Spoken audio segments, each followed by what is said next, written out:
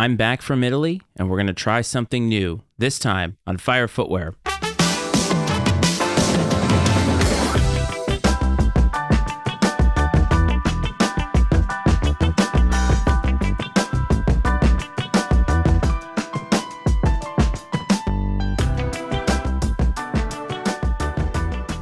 Welcome back to Fire Footwear, everybody.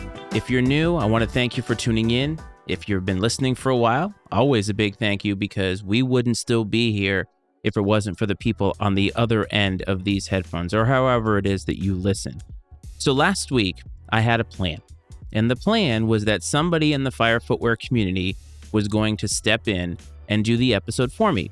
I think I mentioned that I went overseas, and I traveled with my family to Italy. It was a great trip. While I was there, though, I didn't really have good Wi-Fi. That was the only bad thing about the Airbnb that we stayed in. And so while I had the episode, I didn't have the capacity to upload it. And by the time I got back, I felt like it was too late. But I first want to shout out Devontae Mack, who's been on this show before. We talked about leaders and sneakers together, and he's a good friend of mine, and has done a lot of shouting out of me on his podcast, The Mackism Effect, probably more specifically as it relates to sneakers. He stepped up when I needed somebody most and did an episode, a monologue episode, which isn't something foreign to him, but doing so in the vein of Fire Footwear, I thought was going to be a challenge just because he's never done it before, and he was so gracious in stepping up. And so I didn't want to let that go to waste. I had a topic that I could have talked about this week, but I thought it would be better if I did something with the content that he put together. And so we're going to try something new. I am going to listen to his recording and react live for you. Obviously, this isn't a live stream, but I'm going to play it. I've never heard it. And then we're going to stop it in certain points, and I might make some comments or have some thoughts about some of the questions he has suggested or the content that's in there. So I'm really looking forward to this. But if you haven't done so already, please follow the Mackism Effect wherever it is that you find your podcast. Again, support the people that support this show. And with that, let's get into it. Who do sneaker conventions really benefit? The buyer or the seller? We're going to talk about that on this episode of Fire Footwear. Now, I got to say right off the bat, definitely nailed the intro. That's exactly how I do it. The cold open is something that I love to do. So, Devontae, you really nailed that. Ladies and gentlemen, welcome to Fire Footwear Podcast. I know you're probably thinking, what is going on? This is not Matt. Let me explain. First things first, shout out to Matt Frates for giving me this opportunity. And for those that do not know me, my name is Devontae Mack, aka The Real Mackism, or what Matt likes to call me, Microwave Mac.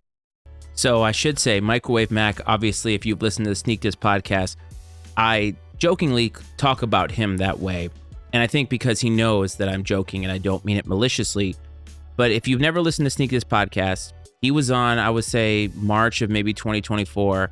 And he talked about how he likes to microwave his Nike SBs because they tend to be a little bit tight. So 30 seconds in the microwave generally tends to loosen them up for him based off of his fit. A lot of people found that weird. He got made fun of a lot. I mean, he can poke fun at himself, so I think that's part of it. But the real story was, I believe it was the April SB Dunks that had a metal swoosh on them. Put those in the microwave. You can guess what happened after that. So I call him that, but it's definitely out of love, not out of malice. I am the host of the Mackism Effect podcast, as well as the founder of Divergent Being. And Matt has given me this opportunity to come and talk to you guys a little bit. So I'm going to make sure I do right by him. But hope this podcast finds you well. And let's get right to it. So, the original question. Who do these sneaker conventions really benefit? Does it benefit the buyer, who is, say, you or I listening to this podcast, you know, the consumer, the one that is trying to buy the shoe? Or does it benefit the seller, you know, from resellers, guys that are just trying to, you know, maybe move some stuff out of their collection, you know, people like that? So I will say this, for me, sneaker conventions are a place that I don't frequent. I know that SneakerCon and other types of conventions exist. I have certainly been to one in 2019 here in Washington, D.C., and I found it to be just a resale convention. I thought that it was going to be something different. I thought that it was going to be about sneaker history, being around other people who love sneakers. And while I'm sure there was some of that, at least in the margins, I didn't find it to be that way, and it was mostly about making a quick buck. So just my thoughts on sneaker conventions in general. So, reason being for bringing this up, I live in Arizona. Currently, Got Soul has probably just passed as you're hearing this. So, it really got me thinking because, sadly, I was not able to attend this one, but, I've always kind of been on the fence about some of these bigger sneaker conventions. And keep in mind, I'm not here to bash any of them. I'm just kind of bringing up a point that, I've been making for the past few years. To me, I feel like there is an ongoing issue with these sneaker conventions just due to the fact of I do feel like it is at a weird place to where as a consumer, I almost have a hard time enjoying it because all I see is seller selling to seller, not seller selling to consumer as frequent as I feel it should be. That's an interesting distinction to make and not something that I noticed back in 2019, but he's absolutely right that nowadays it is sellers selling to other sellers because they are trying to make a quick buck in the margins as well. As resale has gone down, this business has dried up a little bit, so you have to find a way to make money any way that you can. And I didn't think about that dynamic before listening to this, that these sellers would be sort of trying to price gouge each other. Fascinating observation by Devontae. Now, keep in mind, I could be totally wrong about this. I'm just going off of what I see, so don't come for me. But I have said, for me as a consumer, if I am attending one of these conventions, regardless if I find a shoe I've been looking for, I at least expect to have a chance to buy something. It may not be that grail that I want, but if I see something cool, I do expect at least a chance to buy it. But the problem I see is the prices kind of may make some stray away from buying at these conventions.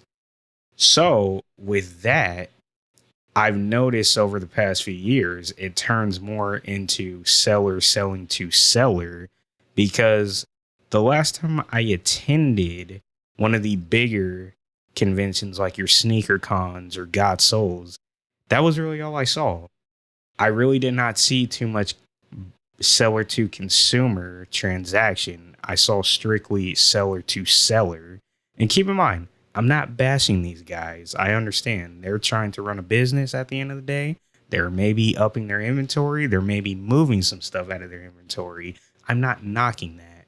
But I do see a problem with the fact of, for the consumer, if I'm paying money to attend this, I should at least be able to find something that I like or want. So that actually comes down to something that I'm thinking as he's talking about those of you who are listening who actually do attend these sneaker conventions. And I do wonder what the point of going is for you. Like I told you, when I went in 2019, I was expecting something different.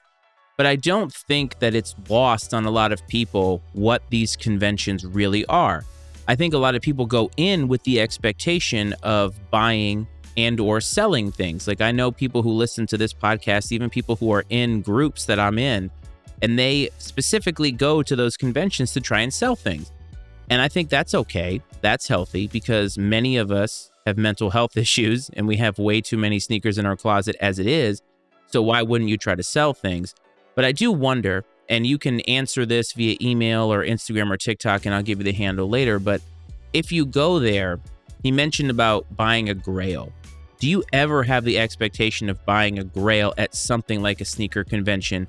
Or Do you think that it's something that you should do privately because you need to do your homework and make sure you do your due diligence? Just something to think about. So that's one of my biggest issues that I see with a lot of these conventions. Another part that I have been very kind of keen on vocalizing a lot more, I would like to see these conventions, or at least the owners of these conventions, get more involved with the local community. Now, again, I live in Phoenix, Arizona. So it's tough to say, do we really have a booming sneaker community out here? Okay, so that actually reminds me of the episodes that I've done on sneaker resolutions. At the beginning of this year and last year, I did episodes trying to talk about some different behaviors that we maybe can strive for when going into a year in sneakers. I mean, I talk about behaviors a lot, but he mentioned about the local community. And that's fascinating to me because I think he's correct, at least in where he's going with it, about is there a local community in Phoenix where he lives? And I've said many times where I live in Virginia, which is right outside of DC, there really isn't a local community. But I think that something like a convention or the people at the convention who work there, they maybe have an opportunity to try and find out where this community is, or maybe embed themselves, and even vice versa, get the local community involved on a larger level in sneakers. Because I think that one of the best things about sneakers in general is the culture, and the culture is the people. And yeah, you have to have the sneakers to have the culture, but at this point, the sneakers are always there. It's the culture that kind of ebbs and flows. And so I like where he's going with this thought process, because these larger national brands and corporations could actually benefit in doing more at smaller grassroots levels. Me personally, I do feel like it is there, but it's just going to take a lot more to really bring it out. And keep in mind, I fully accept it. We're never going to be California. We're never going to be New York. We're never going to be the DMV. I fully accepted that, but I feel Phoenix can be its own thing. And, me personally, I'm trying my best to, if not help increase the community out here, but at least make sure I'm a part of it somehow, some way. I really like that, because I think many times in the culture, we, and I mean the royal we, try and sort of pin ourselves into what we think a certain sect of the community wants, or we kind of pin ourselves into how we think we should act and we should participate because how hype drives things or what have you. And I like where he's talking about trying to build community. It's something that I talk about here all the time. And when it comes down to interactions related to this content, interactions related to sneakers, to me, the point of it all is to build some kind of community. So no, Phoenix or any other city doesn't have to be like New York. It doesn't have to be LA. It doesn't even have to be anything smaller like a Chicago, maybe even Atlanta. It has to be Phoenix, or it has to be wherever it is that you live. You can make a community. If you listen to the guys on In Kicks We Trust, they always talk about how when they started getting into it or moved to a new place, finding people to talk about and commiserate about this thing that we love was the initial barrier. And that's the creation of the local support. That's the creation of some type of a culture that is embedded and specific to a particular place. So always trying to make sure I do my part. But I would like to start seeing a lot of these people that come out here and host these conventions get more involved with the community, specifically in Phoenix, but also other cities as well. Because me personally, yes, I think it's cool that they bring out celebrities for some of these conventions. But at the end of the day, I would much rather know, hey, who are some of the sneaker, and keep in mind, I dread this word, but I'm going to use it, influencers. Who are some of these sneaker influencers that are in this city that we are in? Couple things about something that he just said. So first of all, I agree wholeheartedly with keeping celebrities out of these conventions. Now, I've also been very vocal about the fact that I don't care very much about the opinions of celebrities, the sneaker habits, the sneaker collections of celebrities, because they don't represent me. I'm a boot on the ground, I like to call it. And that really is a lot of us, the people who are listening here. We live the culture every day, and we live it relatively the same. I mean, people do have plugs, they do have connections, but there is a different tier of person. When you're a celebrity, the avenues are all open to you. And so when these conventions have these celebrities, it's really just trafficking in clicks and trafficking in hype. It's not actually trafficking in anything within the culture, because unfortunately, these people don't live the culture. If you put out Lil Yachty, I don't have anything in common with him in sneakers. He can get whatever he wants. I can't get whatever I want, at least not as easily as he can. And some people would say, well, if you had enough money. I don't. That's the thing, is I don't have the kind of money that these people have to where they can throw $5-6 grand at a shoe and not bat an eyelash and be able to make that back so quickly. I unfortunately don't live a lifestyle like that, so I agree with them there. And he used the word influencer. Now, I have said on this podcast that I am no influencer, and I think one day I'm going to put that on a t-shirt. But influencers don't have to always be negative. I think the connotation with an influencer is that they have an opinion, they hawk products, and they don't really add value. They don't further whatever community it is that they are embedded in. And I don't necessarily think that's true across the board. To be fair, anybody who has any semblance of a platform, myself included, is somewhat adjacent to an influencer. I'm not saying that anybody who has listened to this podcast or watched any of my YouTube videos or watched any of my reviews has ever made a financial decision based off of something that I have said, but that doesn't mean that it hasn't happened. It doesn't mean that people don't come to this podcast, come to the YouTube channel, whatever, because they like what I have to say, and what I have to say is some form of confirmation bias.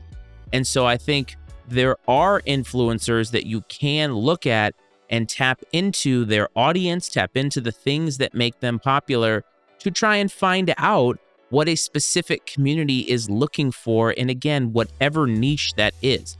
And in this particular instance with sneakers, I think that the micro influencers, and I'm talking about the influencers that are more close to people like me than they are to people like Lil Yachty, those people I think do have a value, and you can learn a lot from them. So a really good point by him. That's more so what I care to know. Now, keep in mind, I get it. Your everyday person does not care about that. But for me, I feel it's important because, for just your regular average person that may not be deep into the sneaker community, I feel doing so would be great for them to kind of get involved with it more, see who's really in it. If anything, interview some of the shop owners that are in that city. I've said multiple times, I would love to host one of my panels at one of these conventions because I feel there's a lot of great individuals in the sneaker community, heck, in the fashion community in Phoenix. Just putting that out there. But I don't know personally if it would work, but I am one to always say, I am always willing to try. This is also something that I have talked about. Actually, when I was on Sneak This podcast a year ago now, Greg and I talked about Complex, and we criticized Complex for their inability or unwillingness to look at people at a certain level when it comes to content.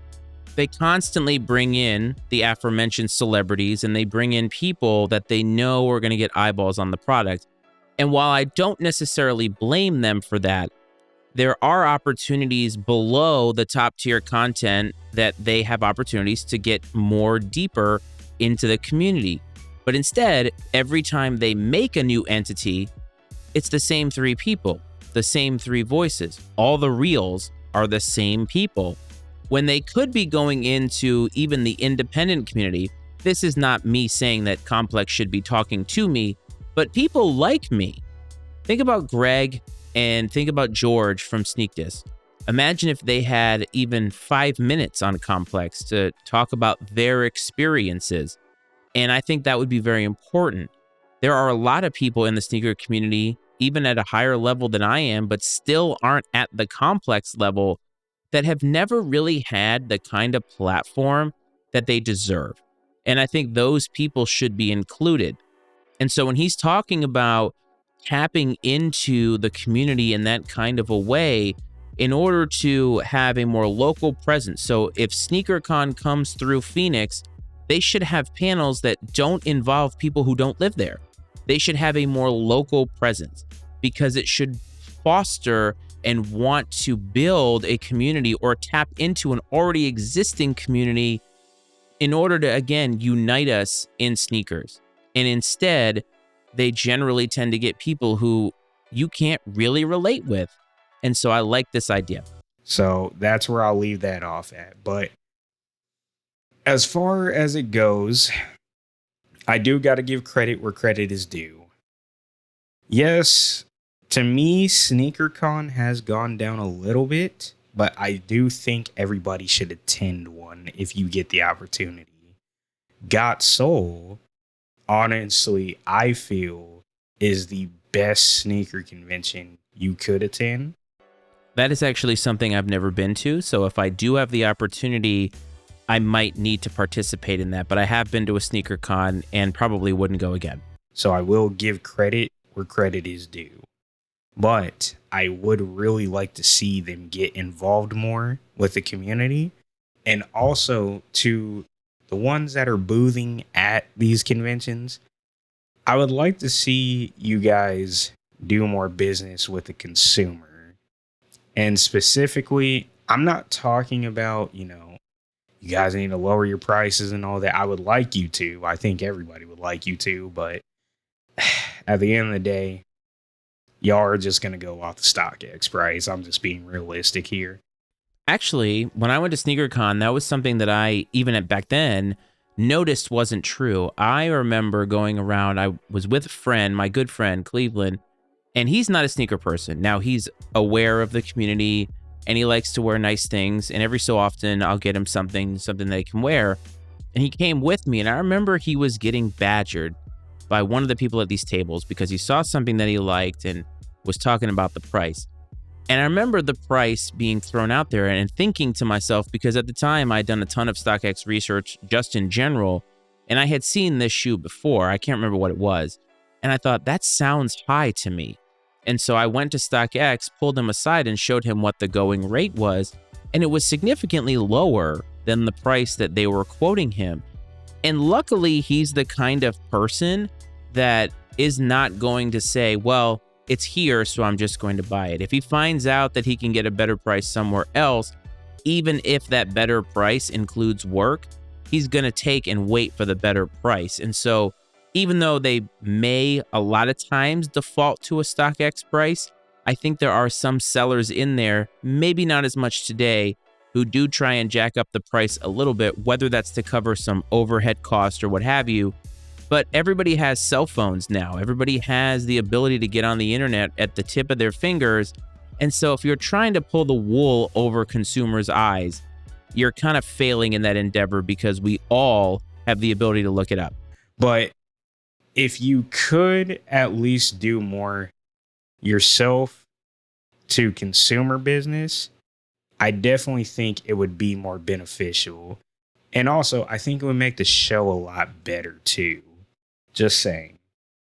But as far as that goes, I do think that overall, these conventions are here to stay. And who knows, maybe more might pop up.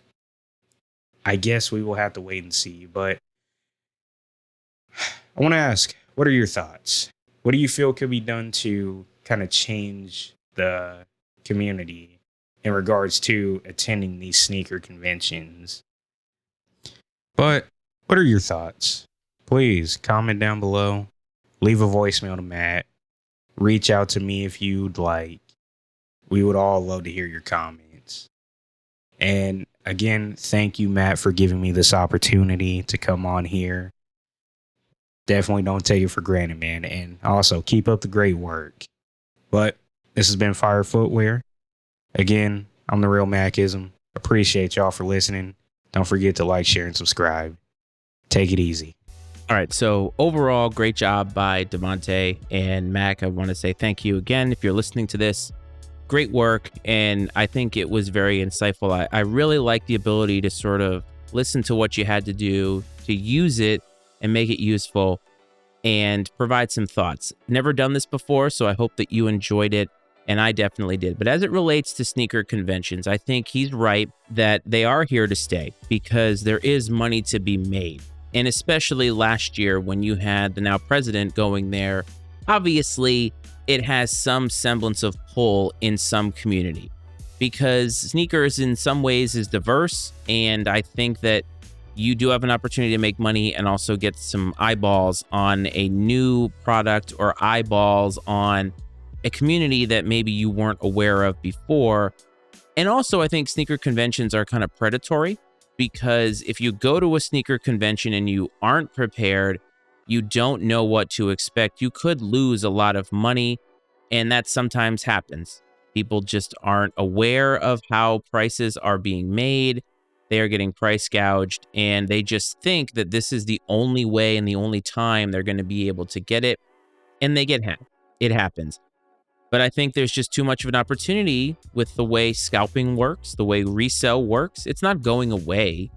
A lot of people like to celebrate that resale is gone or dead, and it's not, because products, certain colorways, certain releases will always garner hype, and people are going to try and make a buck off of that. No matter how you feel about it, it's just true. And these sneaker conventions give people the opportunity to get in front of a lot of people and have a more face-to-face interaction. It also provides a lot of content opportunities. It's a lot of content that I just absolutely despise. I can't take and don't like the content where people are trying to pull the wool over people's eyes, whether it's selling them reps or what have you. It's all very cringy and I just do not like it. You can like it. It's just not any type of content that I would make.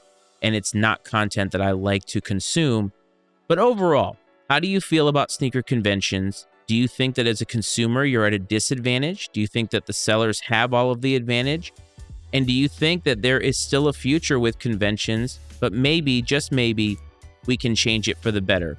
Reach out to me. Instagram and TikTok at Fire Footwear Pod is the handle to do so. We'll love to chat with you, watch some reels.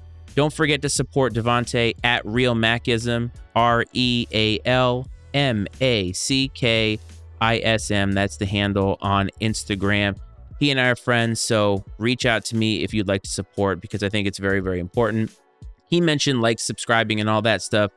YouTube, Fire Footwear, Sneakers Talk with Matt Frates. We are so close to these goals that I need more subscribers, need people to watch these videos, share them. It just means a lot, because I'm trying to build this community and we are so very close to those goals.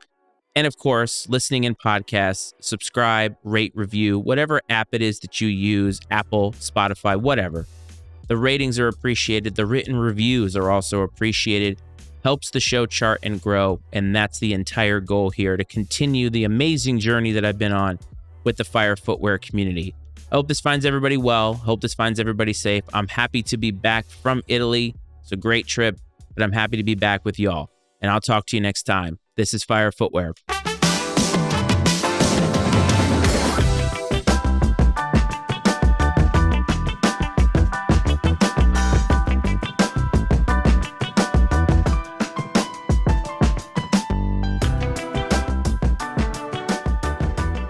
The opinions and viewpoints expressed on Fire Footwear are those of Matt Frates and his guests, and not necessarily those of the Matty Ice Media Network. Fire Footwear is exclusively owned by Matt Frates and is brought to you by the Matty Ice Media Network.